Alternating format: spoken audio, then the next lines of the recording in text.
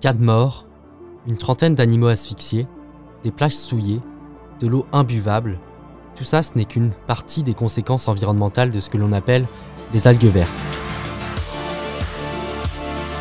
Vous écoutez À marée basse, un podcast de Baptiste Bozon et Noah Bergot.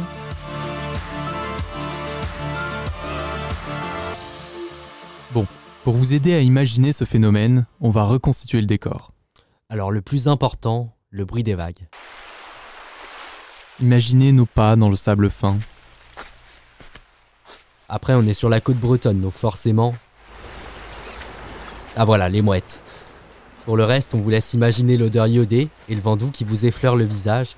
Et Baptiste, faut pas imaginer n'importe quelle plage. C'est vrai. La plage qui nous intéresse, c'est celle de Port-Salle, petite ville de 6300 habitants dans le Finistère.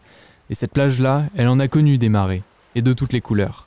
Par exemple, si on regarde 55 ans en arrière...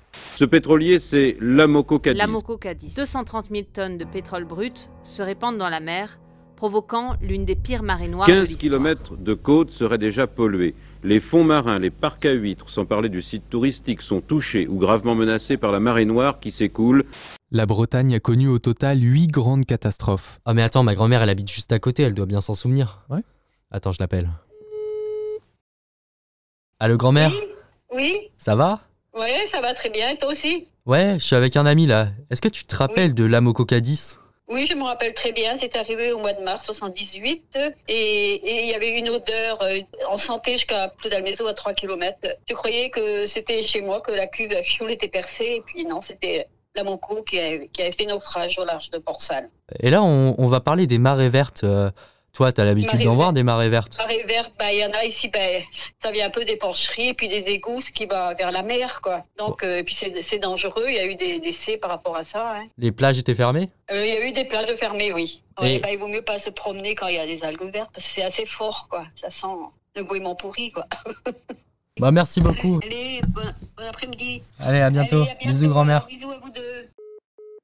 Aujourd'hui, ce sont donc les marées vertes qui menacent le littoral breton, avec les Ulva harmonicana. Bref, vous avez compris, les algues vertes.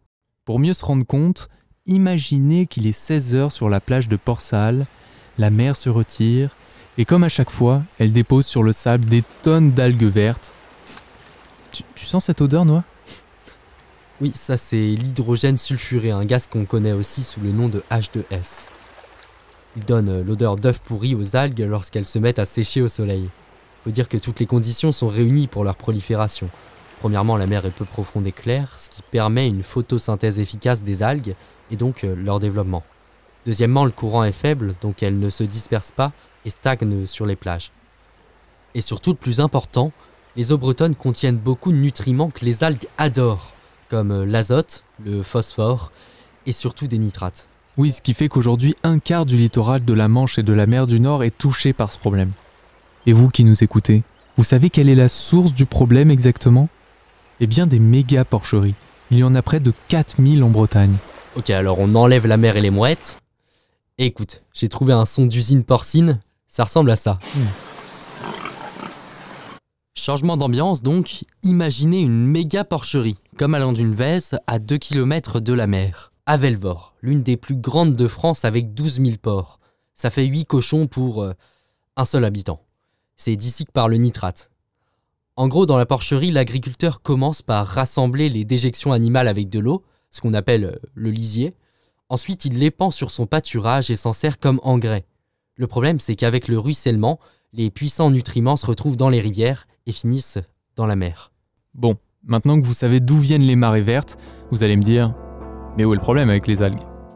Eh bien vous vous souvenez du H2S, l'hydrogène sulfuré libéré par les algues vertes? La pollution a été découverte en 1971 à Saint-Michel-en-Grève.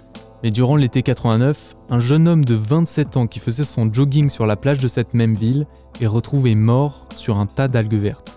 C'est le premier cas suspecté d'une mort provoquée par une intoxication à l'hydrogène sulfuré, le fameux H2S.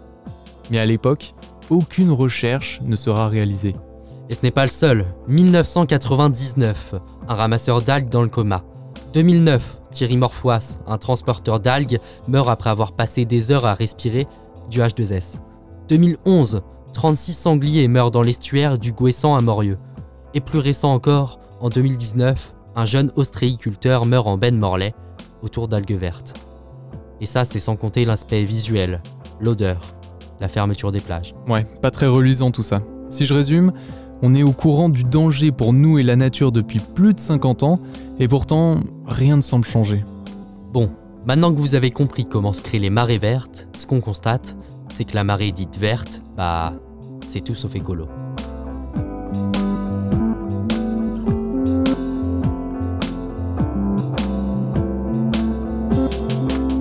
C'était un podcast de Noah Bergot et Baptiste Boson. Merci à Samuel Cotino pour la musique originale et à Maïdan pour le générique Synthwave Vibe. L'enquête complète est à retrouver sur le média buzzles.org.